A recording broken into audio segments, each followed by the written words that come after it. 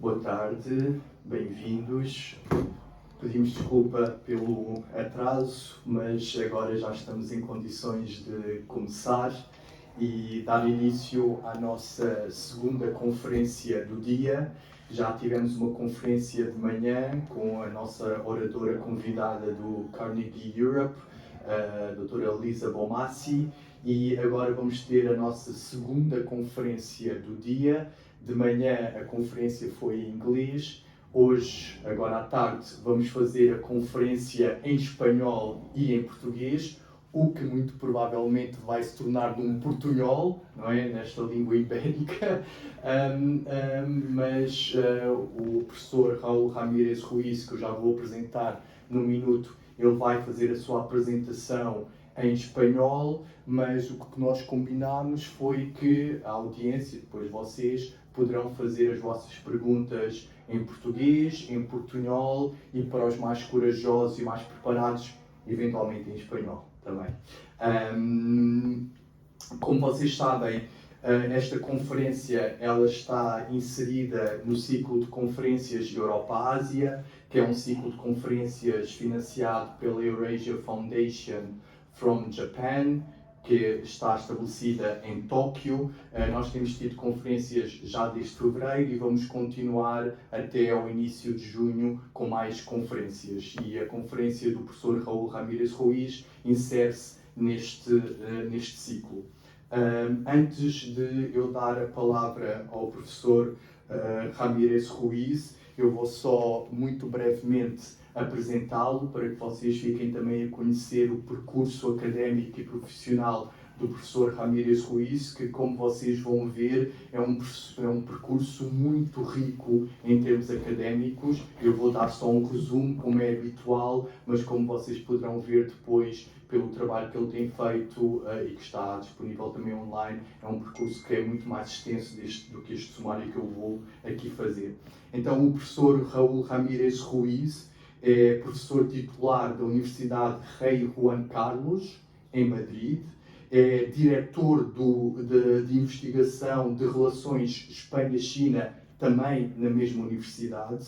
Ele foi investigador do Congresso dos Deputados entre 2000 e 2001, professor visitante na East China Normal University e é atualmente membro da Associação Confucionista Internacional. As suas linhas de investigação incluem vários tópicos, todos de relevância para o nosso ciclo: história da Ásia, história da China, relações Espanha-China no período Qing e relações União Europeia e China. Entre as suas obras, algumas das quais o professor Raul Ramírez Ruiz trouxe aqui para mostrar e para doar à nossa biblioteca. Eu não vou mencioná-las todas, mas há algumas que vale a pena destacar, principalmente a última obra, que é a mais recente, a História da China Contemporânea, que, como o professor Ramírez Ruiz estava a explicar de manhã, é um dos poucos livros em espanhol que faz este levantamento da história da China contemporânea, desde as guerras do ópio até aos dias atuais. E muito generosamente o professor Ramírez Ruiz doou esta obra à nossa biblioteca e, por isso, quem estiver interessado pode consultar e requisitar este livro na nossa biblioteca. Além deste livro, eu gostaria de destacar também o livro que o professor Ramírez Ruiz organizou e que foi publicado o ano passado, que eu tenho aqui também consigo, e que é um livro que faz o levantamento de todos os estudos asiáticos que são atualmente levados a cabo em Espanha. E por isso faz esse levantamento, esse quadro geral de como é que está a Academia Espanhola em termos de estudos asiáticos. É um livro que o professor Ramírez Ruiz trouxe consigo também hoje para falar sobre ele connosco. Mas, mais especificamente, a palestra de hoje do nosso convidado vai ser uma palestra que vai incidir sobre a Ásia mais em geral e que vai estar baseada também num dos seus livros que eu tenho ali consigo, que é um livro sobre a história da Ásia, e nesta palestra ele vai estar a falar sobre um tema específico da história da Ásia que tem a ver com fronteiras e com essa disputa tanto de fronteiras como de territórios. E é esse o tema da palestra do professor Ramírez Ruiz. Em termos de apresentação, eu vou ficar-me por aqui e vou passar desde já a palavra ao nosso convidado, ao professor Ramírez Ruiz, não antes deixando de agradecer muito a sua presença, a sua simpatia. É um gosto imenso tê-lo aqui, julgo pela primeira vez na nossa universidade, mas uma primeira vez de muitas, eu espero. Por isso, em meu nome e do professor Luís Tomé e da Universidade Autónoma de Lisboa, Raúl, muito obrigado. Gracias. A palavra é tua. Muchísimas gracias. Muito obrigado, Daniel. Muchas gracias. Muy obrigado, Daniel, por tus palabras. Muy agradecido también a Luis por la invitación. Muy agradecido a Daniel por todo el trabajo también, igual que Luis, en el trabajo de hacerme venir hasta aquí, de conseguir que viniera. Gracias a la Universidad Autónoma de Lisboa por contar conmigo. Y gracias también a la Fundación Euroasiática From Asia, que al fin y al cabo es la que nos ha puesto en contacto y la que financia todas estas jornadas, que en el fondo son muy interesantes desde todos los puntos de vista. Es muy significativo como una fundación japonesa relacionada con muchos cuadros dirigentes coreanos, relacionada también con China, trata de difundir a través de estos cursos una visión asiática de la armonía, de la paz, del desarrollo. Los que hemos estudiado la historia de Asia sabemos que el asiatismo no se puede utilizar como herramienta política, como mensaje, porque Japón usó esa herramienta para dominar y explotar a los pueblos asiáticos, más que lo habían hecho los europeos. Por lo tanto, es muy interesante ver cómo esa idea asiatista, que podría ser paralela a la europeísta, se viste de este ropaje euroasiático. Es decir, como hablaba con los profesores de la Universidad Autónoma en el espacio previo, aquí es tan interesante el curso, lo que se ve, como lo que no se ve. Todo es interesante para analizarlo. Muchísimas gracias. Están siendo unos días muy agradables en Lisboa. Bueno, pues voy a la conferencia. Fronteras en Asia. Estados y territorios en disputa.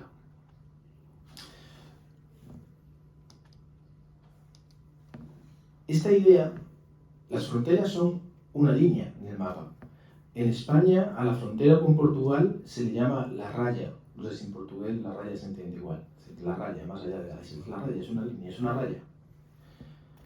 Sin embargo, haciendo este libro, hace mucho tiempo, este libro se publicó en el año 2017, pero yo trabajé en él 2007, 8, 9, 10, luego quedó dormido y luego se publicó años después el manuscrito. El enfoque sobre el libro era estudiar la historia de todas las potencias asiáticas.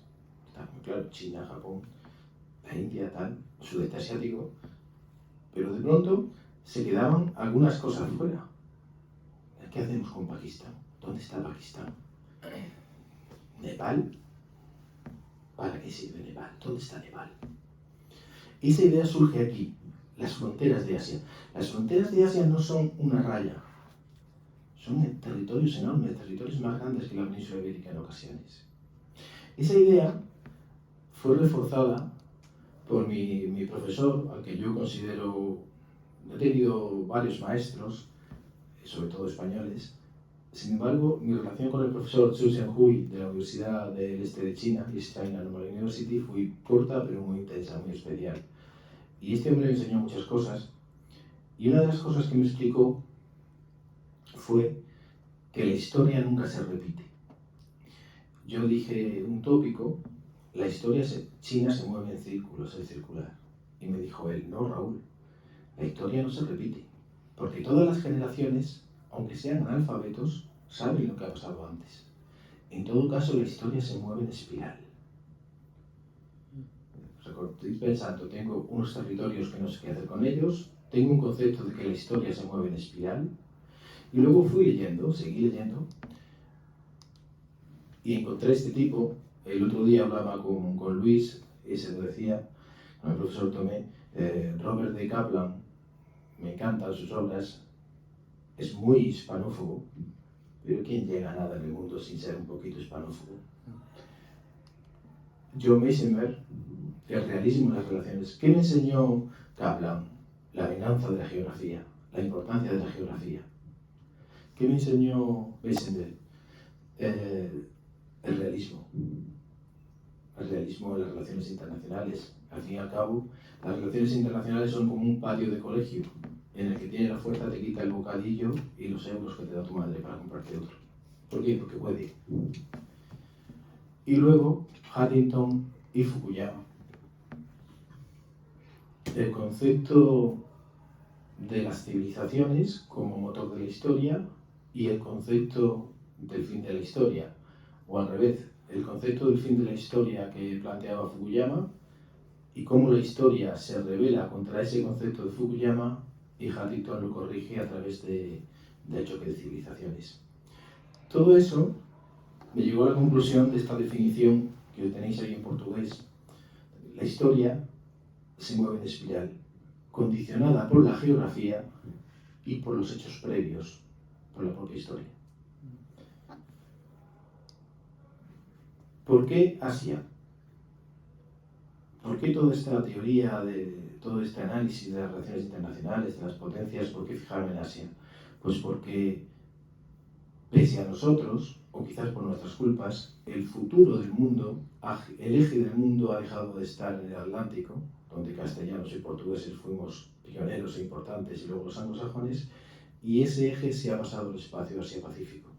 Ahora mismo en Asia, donde más se produce, donde más población hay, donde más avances tecnológicos hay, donde el comercio pasa en un 70% por los estrechos de Malaca, pero además de Asia depende los cambios tecnológicos y energéticos del mundo. Y lo que piensan los asiáticos, muchas veces decimos Asia cuando estamos queriendo decir China, es fundamental. Desde el futuro de la energía nuclear o de otros combustibles hasta la guerra de Ucrania-Rusia, la posición que tomen las potencias asiáticas es fundamental. Aparte de ello, Asia es el semillero, es el origen de la mayor parte de las civilizaciones que definió Huntington. La civilización confuciana, China, con un esqueje, una rama pequeñita que es Japón, hacia allí. La civilización hindú, que aquí en Occidente despreciamos, pero en números ya es casi tan importante como la musulmana, la cristiana y la china. El Islam no es asiático, el Islam es mediterráneo, pero nace también allí. Lo importante es que las tres civilizaciones, según queráis contar Japón, ajenas a nosotros son la China y la India. Y eso sí va a ser muy determinante en el futuro. Y una última cuestión fundamental antes de empezar a hablar de las fronteras de Asia. ¿Qué es Asia, geográficamente hablando?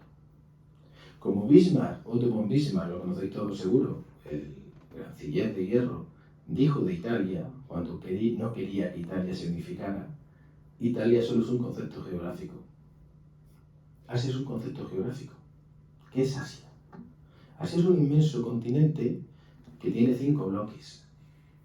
De esos 5 bloques tenemos el Asia oriental, el extremo oriental, el Asia confuciana, el Asia meridional, el Asia de la India. En España para nosotros esto no existe. Aquí en Portugal, sobre Lisboa, solo puedes salir por la calle para darte cuenta que la India está muy presente. Para nosotros no, pero en Asia, para el mundo anglosajón, para Portugal sí. El Asia del sudeste, donde se mezclan esas dos civilizaciones. Un Asia del sudeste con 10 pueblos mayoritarios que tienen 10 estados, que tienen una cultura y una civilización absolutamente distinta, desde Vietnam, que es confuciano, hasta los budistas tailandeses o de Myanmar, o los musulmanes. Y que luego además el pasado colonial ha influido en la historia. Ahí está el caso descolgado de Filipinas. El Asia central, soviética, esto es una Asia muy rusificada, muy europeizada, suní, turca y persa, y el Asia del Medio Oriente. El mundo árabe, decimos sin saber, el mundo árabe, persa y turco. ¿Qué es Asia? Asia realmente es las tres primeras áreas geográficas. Extremo Oriente, Asia Meridional, Asia del Sudeste. De eso estamos hablando. Eso es una definición geográfica de Asia. Eso es una definición cultural. Debemos quitar Siberia, que es Rusia, que es Europa. Y esta es la definición esencial. Cuando hablamos de Asia no estamos hablando de Jordania, ni estamos hablando de Israel. Cuando abordamos fronteras de Asia, cuando hablamos de las civilizaciones asiáticas, estamos hablando de esas naciones, esos estados, esos pueblos que nacieron y se desarrollaron desconectados de nuestra civilización. ¿Y cuál es nuestra civilización? El Mediterráneo. Hay una breve hebra, una hebra de hilo muy fina que nos une a los indios y no hay ningún tipo de comunicación con los chinos. Esas dos civilizaciones que representan la India y el Extremo Oriente son otros mundos, desconectados de nosotros.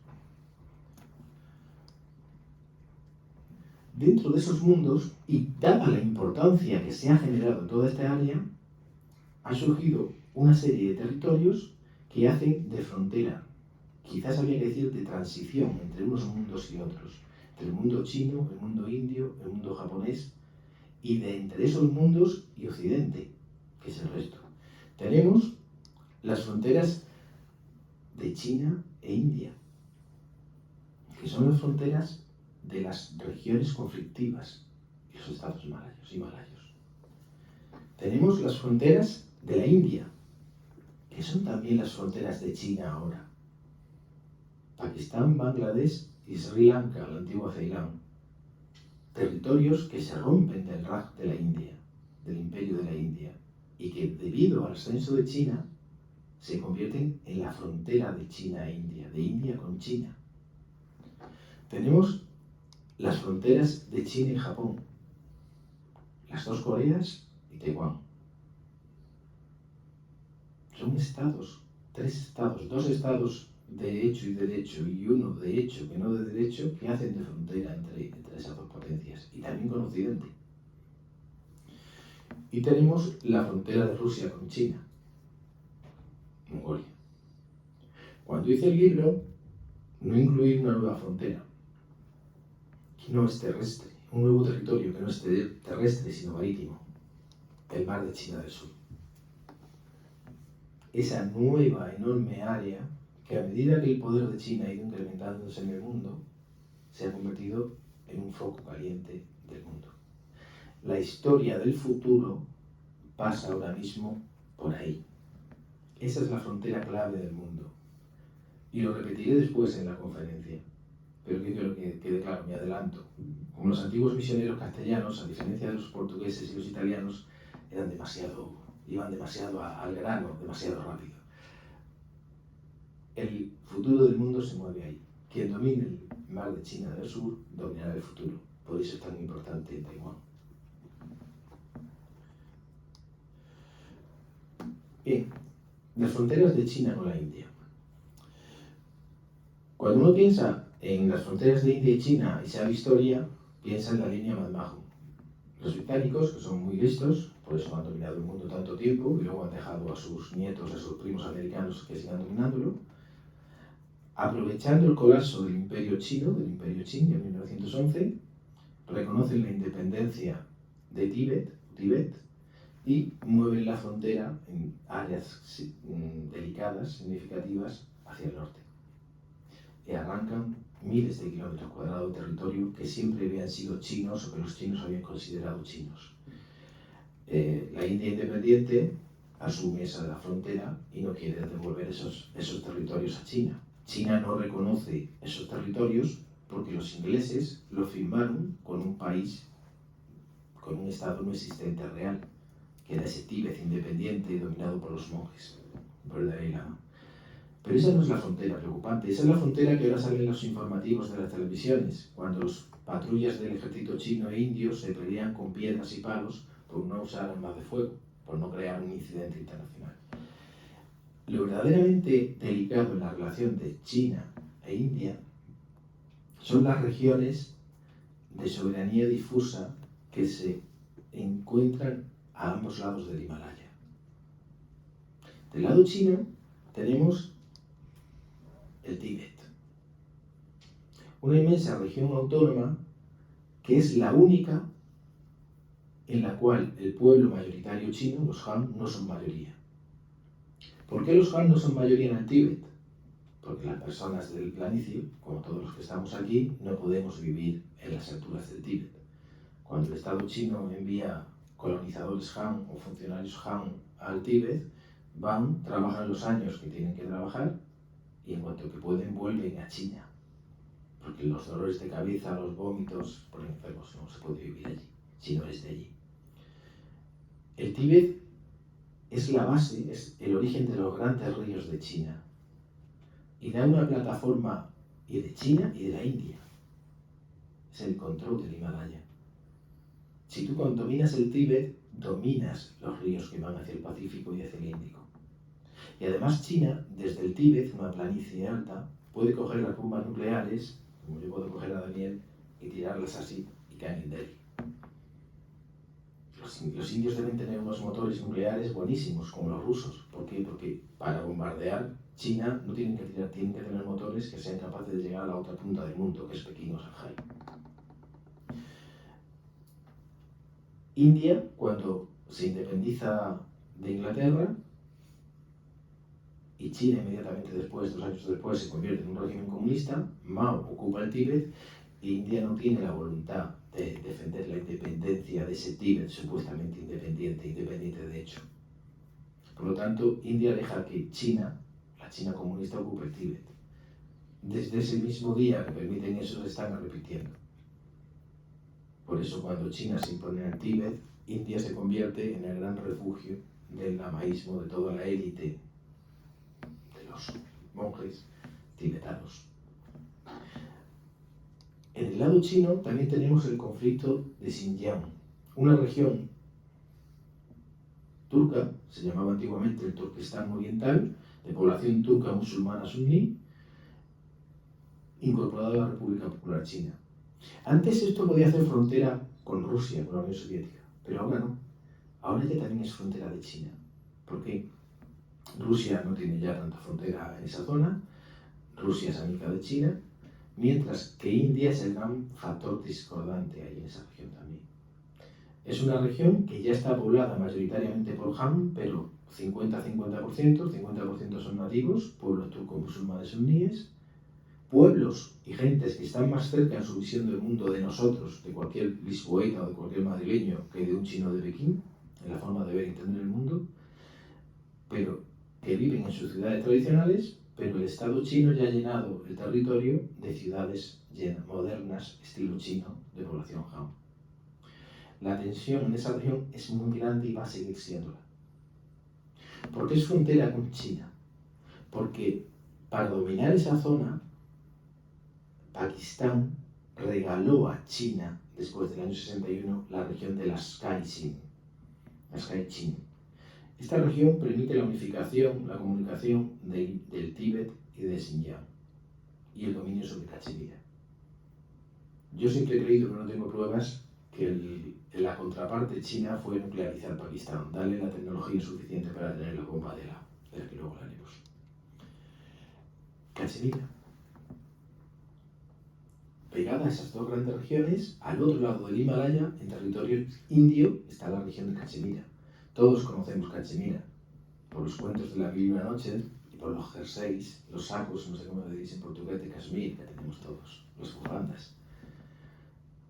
Una región realmente solo habitada en el Valle de Kashmir, una región más grande que la península ibérica, pero donde toda la población se concentra en un solo valle, 80-90% de población de origen iranío, realmente no son indios, son primos de los persas, son iraníes, de lengua iranía, musulmanes suníes.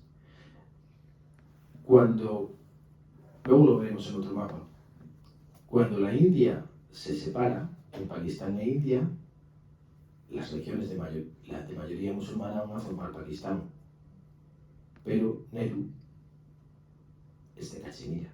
Cachemira es fundamental, porque Cachemira da la posibilidad a India de controlar esos ríos, esas fuentes del agua. La India estratégicamente no se puede permitir perder la Cachemira.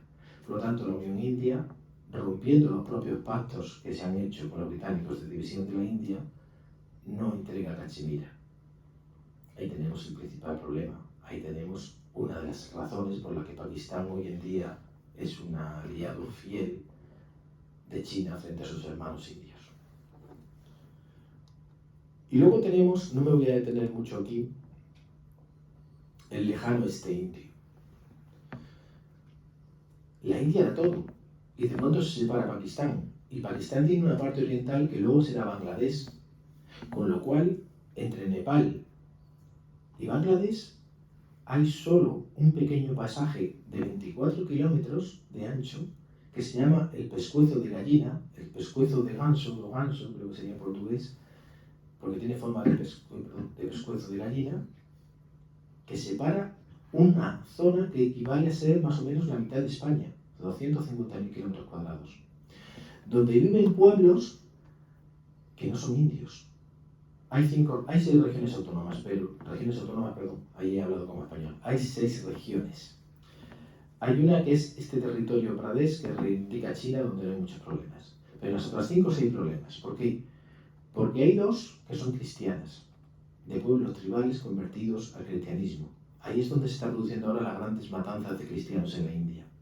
Porque el nacionalismo indio, que domina el país con el Janata Party, dice que los misioneros cristianos son protestantes, compran al jefe de la tribu y todo el pueblo se convierte al cristianismo. Dice que no son conversiones sinceras. Entonces, para enseñarles su error, aprovechan los domingos para quemarlos vivos en la misa. Esas 2 regiones cristianas luchan, se han sublevado. Luego hay otras 3 regiones que son de mayoría hindú, pero el problema, son hindúes mongoloides, no tienen la misma cara, como dirían mis hijas, los mismos rasgos, no son indios. Son hindúes, pero no. Entonces, China, Bangladesh, Pakistán, Bangladesh y luego China han ido alimentando y soportando todos estos movimientos guerrilleros y de terrorismo que no paran no siguen allí. También el terrorismo en Cachemira e insurgencia, y ya sabemos que en el estilo chino hay una resistencia, toda la que puede haber, tanto en Tíbet como en Xinjiang. Es decir, estamos en una zona que está en conflicto, aunque no tengamos noticia de ellos.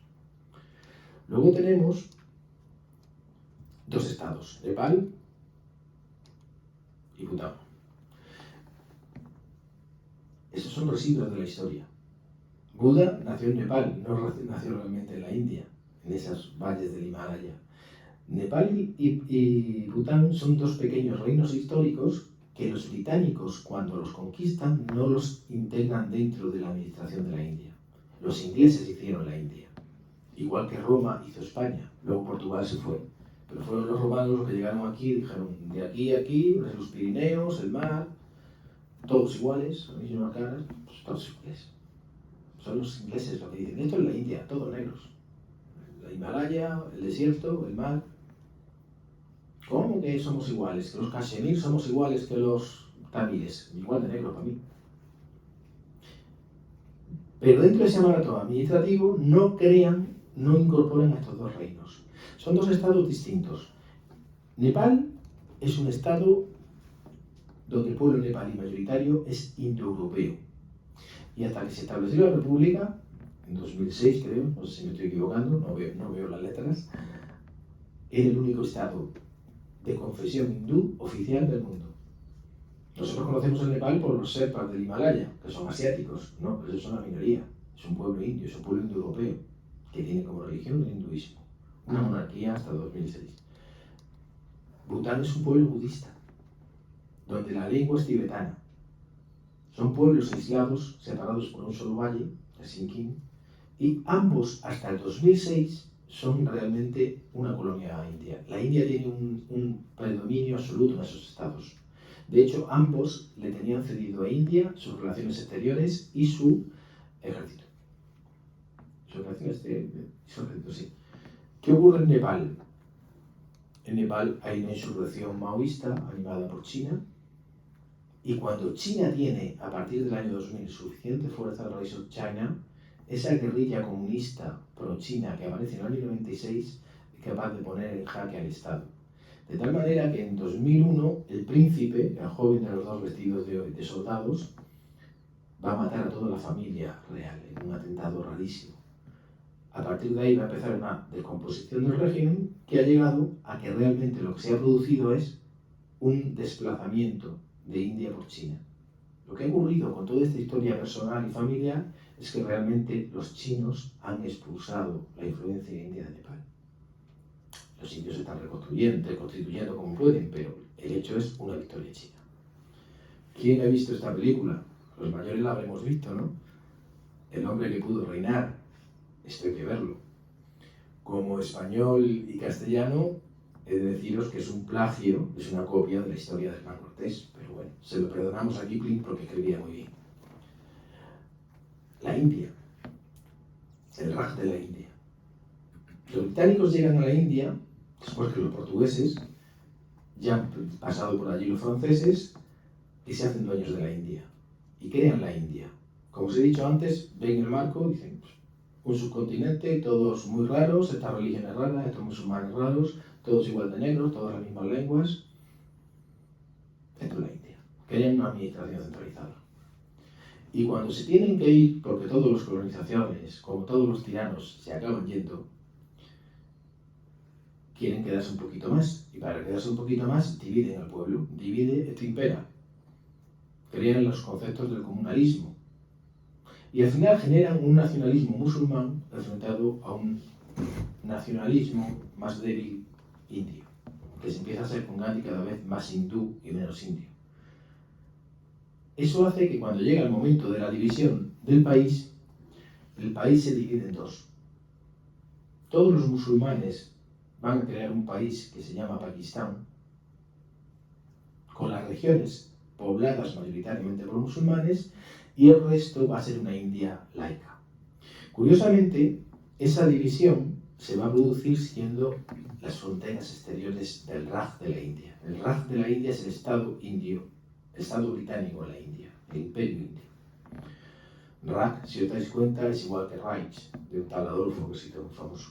Que Adolfo tuvo el tercer Reich, hubo otros dos antes. Esto es el Raj, es la misma raíz aria, la misma raíz indoeuropea. Y nace Pakistán, el país de los puros. Pakistán es un invento. Pakistán se le ocurre a este señor, no recuerdo el nombre, desde aquí no lo veo, en 1933 en Londres. Las élites indias están estudiando en los mejores colegios, colleges y universidades británicas. Y allí este poeta con un grupo de jóvenes deciden inventar un país para los musulmanes. Ese país para los musulmanes se va a llamar el país de los puros. Pero ese nombre surge como un acrónimo. En realidad son las siglas de todas las provincias de mayoría musulmana que van a generar Pakistán. Está Cachemira, que se ha quedado en la India, y no está Bangladesh, que se quedará en Pakistán al principio. ¿Qué tenemos aquí? Pues tenemos un país que es artificial, que se ha creado sobre la estructura de la fe común, del Islam, donde conviven pueblos indios, pueblos de origen indio, lingüísticamente indios, con pueblos iraníos, y donde sobre esa capa de esos dos pueblos, además divididos entre ellos, ha llegado 8 millones de mojahids, de inmigrados, que vienen de los musulmanes del interior de la India. Musharraf, el último dictador militar, había nacido en Delhi, que son realmente los que dominan el ejército y el Estado, los que vienen de la India, los extranjeros. O sea, aquí a la península ibérica llegan unos suecos y se ponen a gobernar sobre nosotros. Eso hace que la única identidad de este país sea el Islam y sea el odio a la India. ¿Qué es un pakistaní? Un indio musulmán que no quiere estar bajo el dominio de los hindúes. Eso hace que este país esté actuando totalmente como quinta columna del subcontinente indio de China. Este país, en su odio, es recíproco, no he hecho la culpa de nada de los pakistaníes, ha obtenido la única bomba nuclear que tiene una expotencia musulmana. Además la llaman la bomba de Alá. Que ha empujado a la India a nuclearizarse. Ha hecho que Pakistán, que reclama toda Cachemira, regale parte de ese territorio soberano a China. Como os he dicho antes, yo creo que a cambio de la tecnología para poder tener la bomba. Y ha hecho que sea una nueva provincia de China. Los chinos la llaman el nuevo tesoro. Tíbet en chino, Xinjiang, es nuevo tesoro. Tesoro occidental, creo. Este es el nuevo tesoro. Los chinos están haciendo autopistas desde el Himalaya, desde arriba, hasta la base de Guardar, donde están creando una megabase que controla tanto a India como al Golfo Pérsico.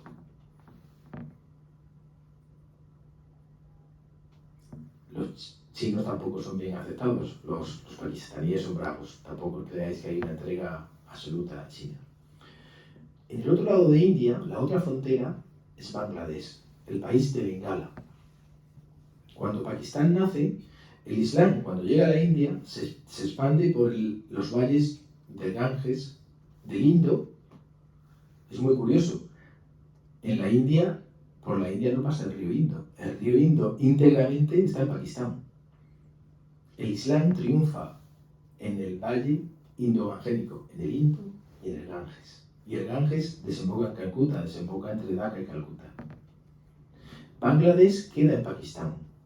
Pero los bengalíes son otro pueblo. Hay 1000 kilómetros de diferencia entre el Punjab y los punjabíes, que son los más soberbios de los soldados y los guerreros pakistaníes, y los bangladesíes, que son bajitos y más morenos. Hay un resentimiento, incluso étnico y racial, de esos bangladesíes que se sienten maltratados por los altos y blancos punjabíes. Eso va a terminar explotando en 1971 en una guerra de independencia que la India apoyará. Pero después de la independencia, la India es incapaz de controlar Bangladesh, porque el odio religioso prima otra cosa. Finalmente, Bangladesh se ha convertido en otra colonia, no es una colonia, entendedme, en otra posición avanzada de China sobre India. Y en el sur está el diente de Buda, la isla de Ceilán. Siempre ha vivido independiente, los cingaleses son budistas, es el único sitio de la India, tendido al Lhasa Sensu, donde el budismo triunfó. Y igual que la India, siempre ha sido un país democrático, muy anglosajón. Problema, los chinos, en ese afán por ir rodeando a la India y por ir avanzando hacia Occidente, han prestado mucho dinero al gobierno de Colombo. Desde el inicio del año 2000 tenemos un problema grandísimo de unos chinos que se están comportando con Ceilán como los británicos con China. Han llegado a alquilar el puerto por 100 años, como los británicos alquilaron Hong Kong por 100 años. Eso ha provocado una serie de disturbios que han provocado una crisis constitucional tremenda, con un país isla en el que el principal problema sigue siendo la rebelión tamil. ¿Quiénes son los tamiles? Hindúes dravidianos del continente que durante siglos se han asentado en Ceilán, en el norte de Ceilán, para recoger las hojas de té, a los cuales los cingaleses desprecian. Hemos vivido 20, 30, desde el año 80 hasta el 2006-2008, casi 30, 40 años de insurrección tamil, que ahora ha sido aplastada, pero que está ahí. Recordad que al hijo de Indira Gandhi, a Rajiv Gandhi, lo mató uno de los tigres tamiles, porque India no ayudaba a los tamiles. Otra cosa es lo que pasa en el futuro, ahora que Ceilán está jugando por los chinos, cuando ese conflicto sea reactivado. Vamos ya a la frontera de Japón. Japón y China. Japón y China tiene como frontera a las dos Coreas, a la península de Corea completa y a Taiwán. Japón ha sido uno de los países, si no el país, que más ha ayudado a China en su Rise of China. Cuando Deng Xiaoping habla de China, los primeros que acuden con dinero, con inversiones, con planes son los japoneses. Sin embargo, si conocéis algo de China, el principal motor de China ahora mismo es el odio al japonés. El chivo expiatorio de China ya no es el capitalismo, el imperialismo, es Japón. Es la crueldad en la gran guerra antijaponesa. Y Japón sigue llevando flores al templo donde están los criminales de guerra, porque no reconoce que fueran criminales de guerra. Ahí tengo puesto en portugués, con la traducción de Google, Japón no ha querido nunca sinceramente pedir perdón, porque no consideran que tengan que pedir perdón, y China nunca ha sido suficientemente generosa como para estar dispuesta a perdonar. Ni uno ha querido ser perdonado, ni los otros quieren perdonar. Pongo ese edificio, que es el World Center, Business Center de Shanghai, porque es un ejemplo de este choque de estas dos naciones. Ese edificio, el hueco que tiene arriba, que es un rectángulo, en un primer momento en el diseño era un círculo. Ese edificio son 4 katanas, que desde el puerto de Shanghai se ven en todo Shanghai. Cuando el diseño original era circular, eso está en el este de Shanghai, en el puerto, el sol sale y en algún momento del año el sol rojo encaja. Colocas una gran bandera japonesa sobre todo Shanghai.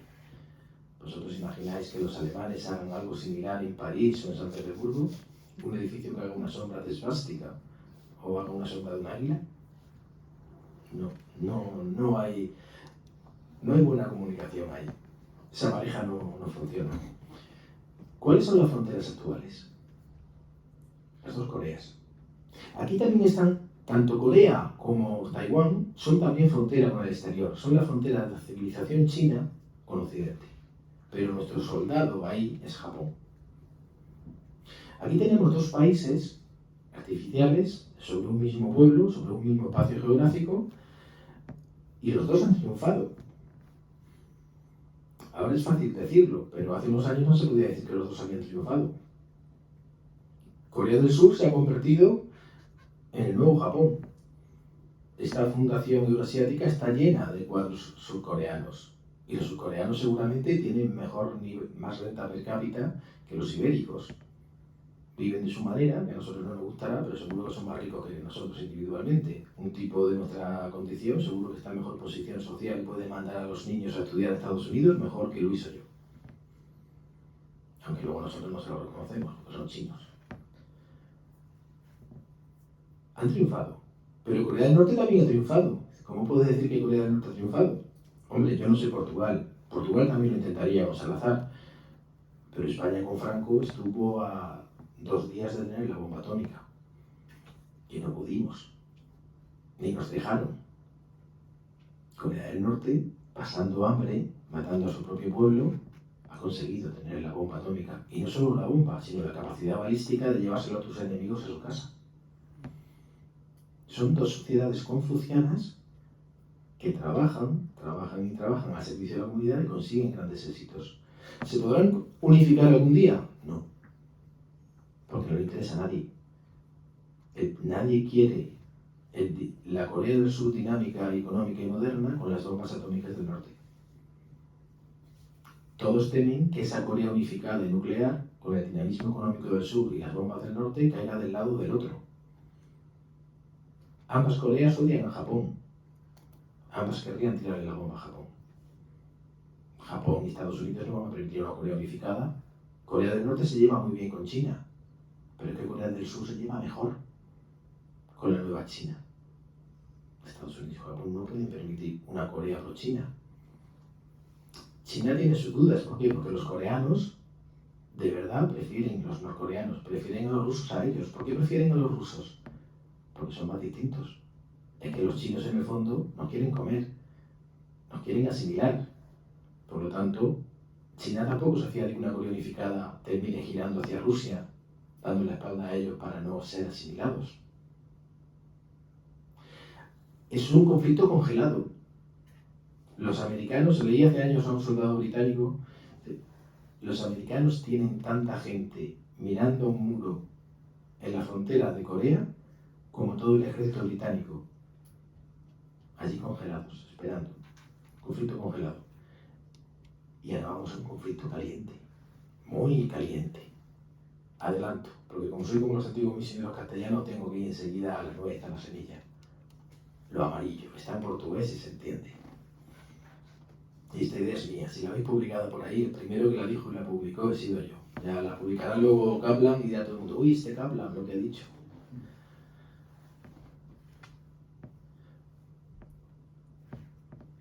Robert D. Kaplan, en uno de sus libros, explica: para dominar el hemisferio occidental, Estados Unidos debió dominar el Caribe. ¿Qué hizo para dominar el Caribe? Echar a los españoles de Cuba a Puerto Rico. ¿Por qué quería dominar el Caribe? Porque estaba el Canal de Panamá. Si tú dominas el Caribe, dominas el comercio que pasa a través del Canal de Panamá. Dominas el hemisferio occidental y desde ahí dominas el mundo. Desde entonces, Estados Unidos se ha dedicado a no permitir que en el hemisferio occidental surja ninguna potencia que pueda hacer la competencia. Luego, China quiere dominar el mar de China del Sur, con el que acabaremos la ponencia. No sé si estoy yendo muy bien. ¿Cómo voy de tiempo? 5 minutos más. Vale, muy bien, vamos muy bien. China quiere dominar el mar de China del Sur. Los americanos están en Taiwán. ¿Qué es Taiwán? Taiwán es la República de China. Taiwán es el gobierno nacionalista que cuando Mao triunfa en el continente se repliega con toda la armada, toda la aviación y toda la élite administrativa y todos los tesoros que pueden de la ciudad prohibida sobre Taipei. La República de China sigue existiendo en Taiwán y es la que tiene la legitimidad soberana en la ONU hasta 1972. En el 72, los americanos cambia Mao, pega un giro estratégico de esos imprevisibles, de ser el más antiimperialista del mundo, considera que los rusos no son suficientemente comunistas y por eso se va con los americanos. ¿Qué quiere Mao? Que le devuelvan Taiwán, se vayan de Taiwán y dejen que Taiwán caiga con China y que le den tecnología balística. Los americanos le van a dar mucho dinero, también quiere que le den dinero para la economía. Los americanos le van a dar mucho dinero. Le van a dar tecnología industrial, pero no la balística. Y no le van a dar Taiwán. Van a firmar a lo largo de varios años, 72, 79, 82, varios referendos de que solo hay una China. No va a haber dos Chinas como dos Coreas o dos Alemanias. Y no van a hacer que todo el mundo rompa relaciones con Taiwán. Pero, en contrapartida, cada vez que dan un reconocimiento de soberanía de Taiwán a China, firman un acuerdo con los taiwaneses reconociéndoles que no los van a abandonar. De hecho, la dictadura de Kuomintang, el Partido Popular, el Partido Nacionalista Chino, pasa a una democracia en la cual el Kuomintang sigue siendo pro-chino cada vez menos, pero los propios americanos están financiando una serie de partidos nacionalistas que quieren que Taiwán se declare independiente como Taiwán, no como China. China, en su propia constitución, ha incluido que si Taiwán se declara la independencia, usará las armas para tratar de impedir esa independencia. ¿Cuál es el juego que hay aquí? El juego del dominio del mar de China del Sur. Los americanos saben que no se pueden ir. Ese es el muro de Berlín de nuestro tiempo. En la época de la Guerra Fría, la tensión estaba en Berlín.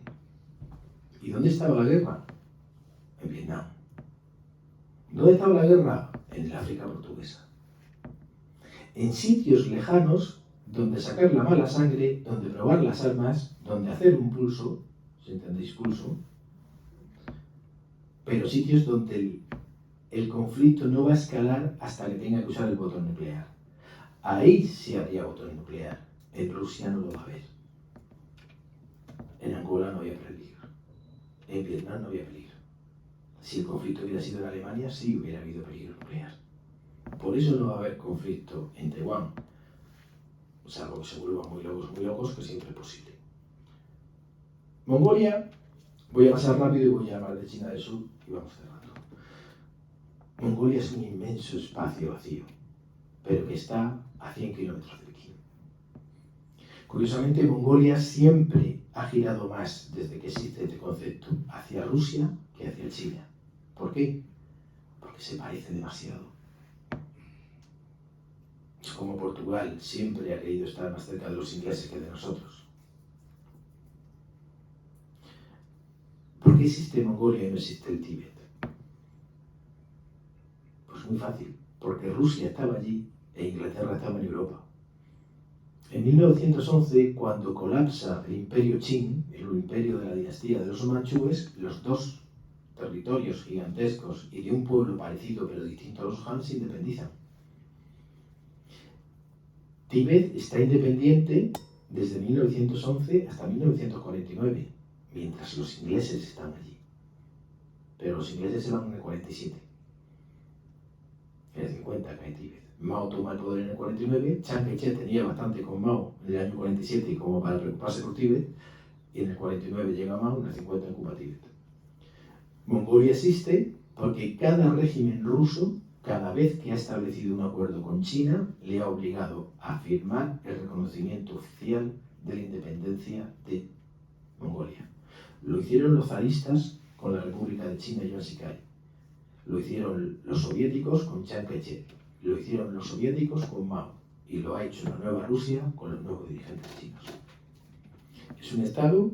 Esa es una historia muy bonita. Si lo voy a dejar en PowerPoint, buscar el nombre de este general ruso de origen alemán de los países bálticos, un loco que se llegó a creer la encarnación del Dalai Lama mongol, el Bozkán, que es una de las historias como demuestra cómo China no puede dominar las estepas, un pueblo sedentario que no sabe manejarse las estepas. Los americanos, en el momento de mayor debilidad de Rusia, los americanos estuvieron por allí también. Y son los que aseguran esa independencia ahora mismo de Mongolia. Mongolia está muerta no militarmente, está muerta en el momento que China decide mandar a cientos de miles de solteros a casarse con chicas mongolas y a sentarse por las estepas. Y por último, la última frontera. La frontera que no estaba en el libro, porque en el momento que de la década de 2010, cuando este libro, el manuscrito de este libro se escribió, luego el libro apareció en el 17, no era tan importante. Y no lo vimos. El mar de China del Sur. Vuelvo al mar de China del Sur, el Mediterráneo, el Caribe del principios del siglo XX para Estados Unidos. Este es el territorio que China debe controlar si quiere de verdad dominar el mundo. China, en la época de Chiang Kai-shek, en el año 37, dibujó lo que se llama la línea de los 9 trazos o de los 9 puntos, que luego a veces son 11. Y es una serie es una línea, la tenéis ahí dibujada, en la cual China considera como aguas territoriales propias y de su soberanía todas las islas, islotes y atolones que estén dentro de esa línea. Esa línea yo siempre hago la parodia, es decir, los chinos reconocen las aguas territoriales de sus vecinos hasta el tobillo. Tobillo es igual, ¿no? Hasta el tobillo. ¿No? ¿Cómo se llama en portugués? Hasta ahí. No llega a la rodilla, hasta el tobillo. Una vez ya sube a media espinilla, la espinilla tampoco, ¿no? A media espinilla, eso ya va a China. Pero claro, los demás también están. Eso no es un problema cuando esto es un mapa dibujado en el agua. Marruecos, aprovechando la extrema debilidad española, durante los años de pandemia y después, se ha anexionado todas las aguas que rodean las Islas Canarias. Vais a tener problemas con las islas salvajes, vais a tener todo eso ahí. Y entonces Argelia se ha anexionado todas las aguas que llegan hasta las Baleares. La isla de Cabrera, que es una isla pequeñita al lado de Menorca, ya está en aguas argelinas. Ahora no hay problema, ¿por qué? Porque es un dibujo, en un mapa. ¿Qué más da? Claro. Pero eso pasaba ahí. Ahora China es fuerte. ¿China qué está haciendo? Está ocupando esas islas. Esas islas son despreciables. Son inhabitables. Son atolones, son islotes. ¿Qué está haciendo China? Está construyendo islas artificiales sobre esos atolones. Las islas mayores las ocupa. Cuando Vietnam del Sur estaba a punto de colapsar, antes de que los vietnamitas del norte pudieran hacerse con el control y crear un estado, el ejército chino asaltó las islas Paracelso, las Scarborough, y los ocupó, matando a los soldados vietnamitas que había defendiéndolas, para impedir que la nueva Vietnam de Ho Chi Minh pudiera hacer una presencia soberana en esos territorios. Con el tiempo, ahora mismo ha ocupado todas esas islas, pero es que llega hasta disputar el estrecho de Jolore, que está al lado del estrecho de Malaca. Y el principal problema es con Filipinas.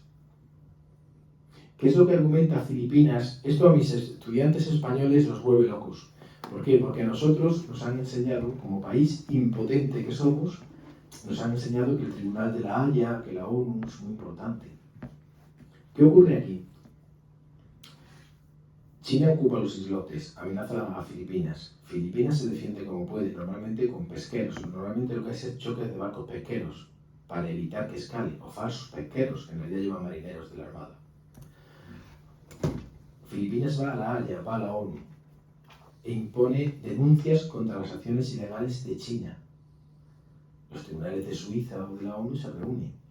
¿Qué aporta Filipinas? Aporta los documentos españoles. Estas islas, estos islotes son filipinos porque Vasco de no sé qué, de origen de León, llegó en 1506 y desde entonces está adscrito a la provincia española de no sé qué, de Manila.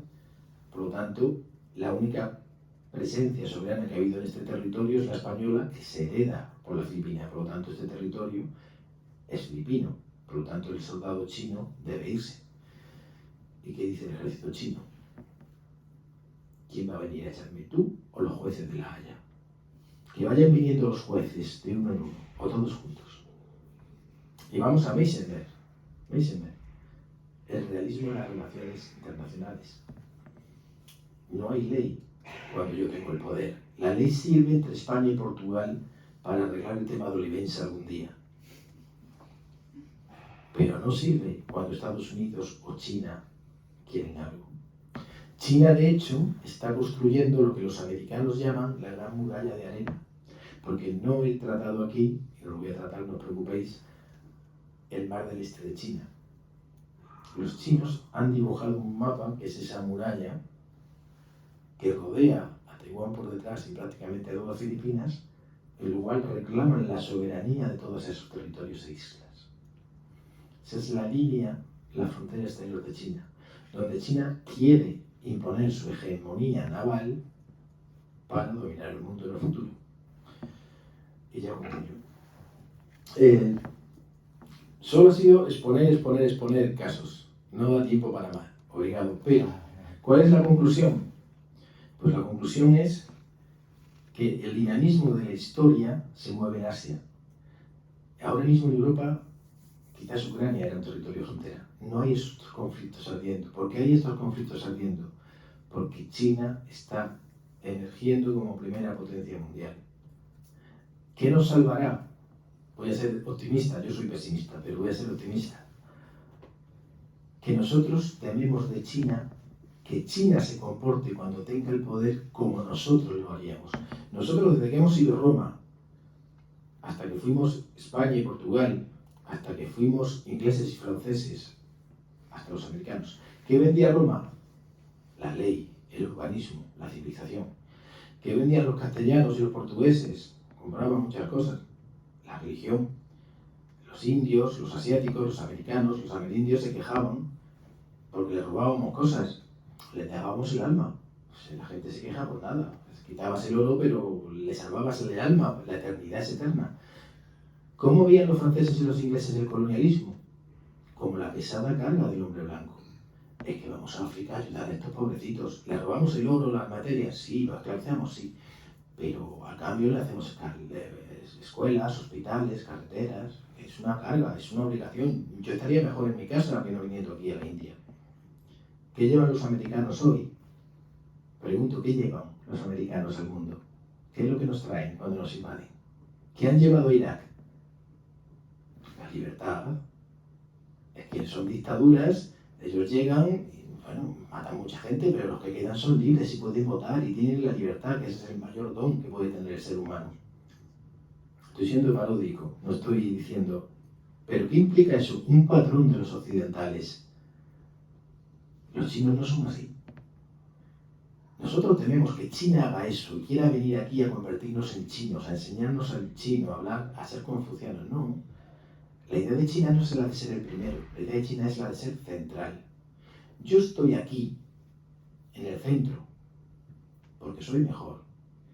Y vosotros, si queréis, venís a mí. Y yo, que soy grande, os enseño, os ayudo. Pero no voy a ir yo a enseñarte.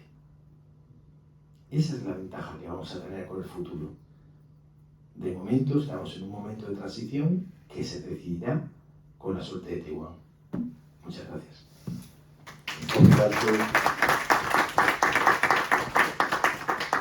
Obrigado por esta lição de história sobre fronteiras e territórios na Ásia. Nós não temos muito tempo, já extravasámos um pouco o nosso tempo que estava destinado para a nossa sessão, mas temos de qualquer forma tempo para 2 ou 3 perguntas muito rápidas, para também aproveitarmos a presença de um historiador e conhecedor da Ásia para podermos falar destes temas todos em conjunto. Por isso eu pergunto-vos agora e passo-vos a palavra quem é que quer colocar questões ao nosso orador.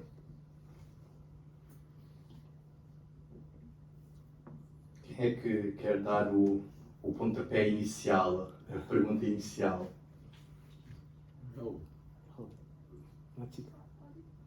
É? Começamos aqui e depois vamos ouvir, por favor. ¿Cuándo y por qué se separaron las Coreas? Corea se separó en el año 45, luego llegó el año 49 por la separación en el paralelo 38. El objetivo era desarmar al ejército japonés. Los occidentales, tanto los rusos soviéticos rusos, como los americanos, y en el sur, en Vietnam del Sur, en Vietnam es exactamente igual, los británicos y los franceses temen que el ejército japonés no es derrotado. El ejército japonés se rinde por una orden imperial después de las bombas atómicas. Luego, tanto en Vietnam como en Corea, hay cientos de miles de soldados japoneses armados hasta los dientes y entrenados. El miedo es que esas tropas pasen a colaborar con los movimientos nacionalistas independentistas de Vietnam o no se sabe qué pueden hacer en Corea. Entonces, los rusos o soviéticos entran rapidísimamente desde el norte y los americanos desde Japón para desarmar a los japoneses.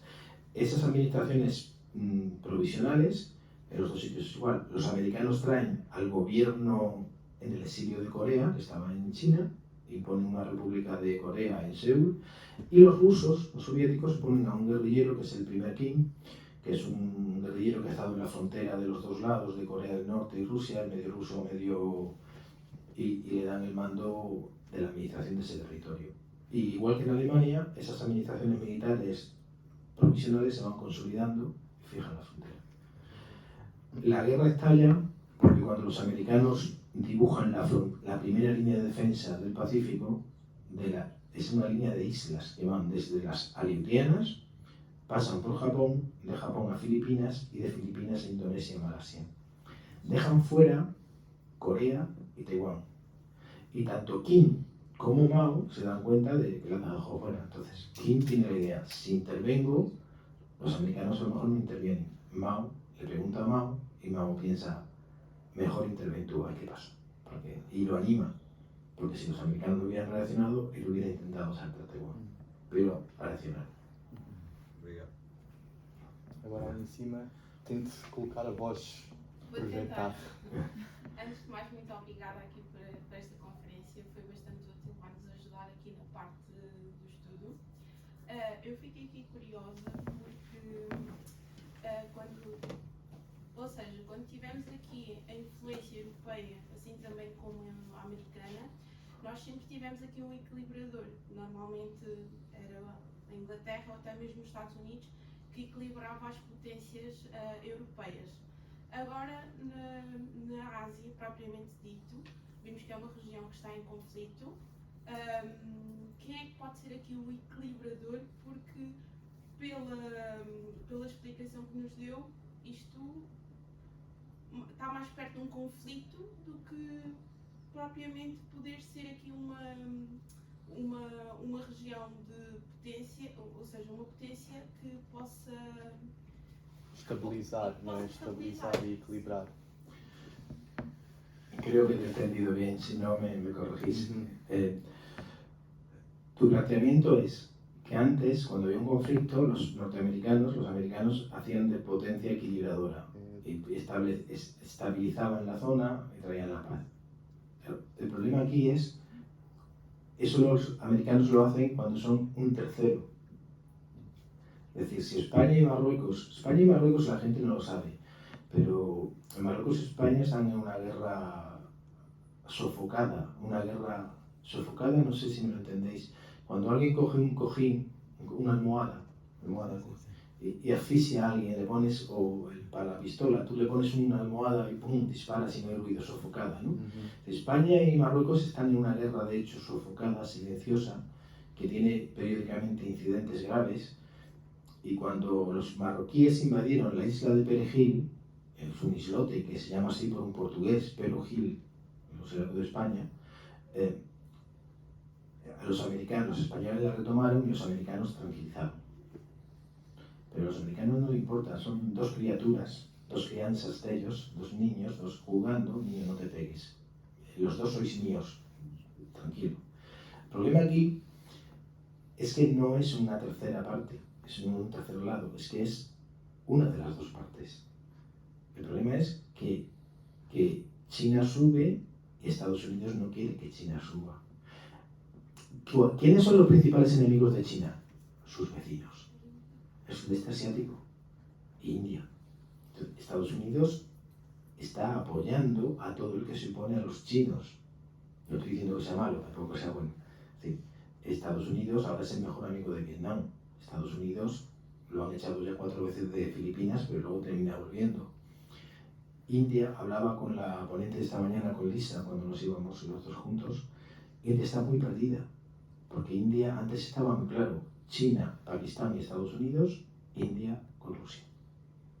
Ahora, ella está con Rusia y con Estados Unidos, y Pakistán está con Estados Unidos y con China, y Rusia cada vez está más con China, pero claro, Rusia, China, India es un triángulo que no.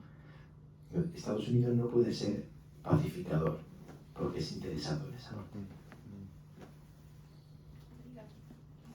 Muito bem. Última questão, para finalizarmos a nossa sessão. Quem é que quer ter esse privilégio de colocar a última questão ao nosso orador? Bueno, yo volvería a la cuestión de Taiwán. ¿Cómo cree usted que va a terminar todo esto? Porque los chinos han dicho que hay que ver una solución hasta 49, creo, ¿no? Sí. 49. Y entonces, ¿cómo piensa usted que va a pasar? No va a pasar nada especial. ¿Por qué? Porque no va a pasar nada. Es decir, ¿por qué quieren los chinos en el 49? Porque es el centenario de la República Popular. Es una fecha simbólica, muy bonita. Pero no va a pasar nada. ¿Por qué? Porque Estados Unidos no se puede permitir el lujo de irse de Taiwán. Y China no ha tenido una guerra desde el 49, miento. China tuvo una pequeña guerra con Vietnam en el 79. China no ha tenido una guerra desde el periodo de reforma y apertura en el 79. Los chinos no quieren ir a una guerra porque China es muy brillante hacia afuera, pero China luego todavía tiene muchas carencias y lo hacen de otra manera. La guerra en Taiwán sería una guerra nuclear. China ahora mismo todavía no tiene la capacidad naval para asaltar Taiwán. Y además habría una respuesta nuclear norteamericana, porque el imperio se está tambaleando.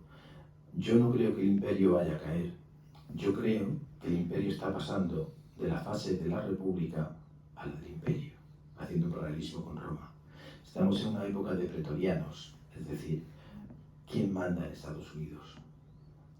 A Trump, y lo ha llegado a reconocer el general Milley, no recuerdo cómo se pronuncia bien, como al inglés, Miley, reconoció que a Trump le habían anulado el botón nuclear, porque como a veces por la noche le gustaba el whisky y tuiteaba cosas raras, pues sí, reíros, pero al presidente de la nación, de la república, nosotros el pueblo, we the people, los militares, sin decírselo, le han quitado la potestad de darle al botón. Biden no manda. Biden, el pobre, estaría viendo aquí a hijos, a senadores muertos. Estados Unidos no va a caer, como dice la gente, sigue teniendo el poder del mundo y sigue teniendo una gran ventaja sobre China. China no puede asaltar militarmente Taiwán todavía. Por lo tanto, es otro conflicto congelado en el que todos amagarán. ¿Cómo puede conseguir China Taiwán? a través de la fuerza inmensa de la corrupción. Establece lazos, todos nuestros amigos chinos académicos ya viajan a Taiwán, o sea, China está continuamente invirtiendo en comprar voluntades, en traer becarios, en traer académicos, pero también lo hacen los americanos. Y la élite taiwanesa siempre va a estar más cómoda con los americanos que con China, porque tal, va a pasar como Hong Kong. Si vuelves a China, vas a perder la élite. Por lo tanto, siendo corto ya, conflicto congelado durante mucho tiempo. La Guerra Fría, es decir, como al final no hubo un enfrentamiento en Alemania, al final una de las partes se desmoronó sola. Pues el muro de Berlín, lo ratifico aquí, el muro de Berlín se encuentra ahora mismo en el mar de China del Sur. Berlim se llama hoy Taiwán. Sim. É quase um paradoxo, não é? Porque é disputa pelo território sem disputar o território, quase, não é? É uma disputa por outros meios. Bem, Raul, muito interessante, muito obrigado. O convite está em aberto para regressares mais vezes e continuares a partilhar connosco as tuas investigações. Raul, muito obrigado e obrigado a vocês também. Muito obrigado a todos. Gracias a vosotros.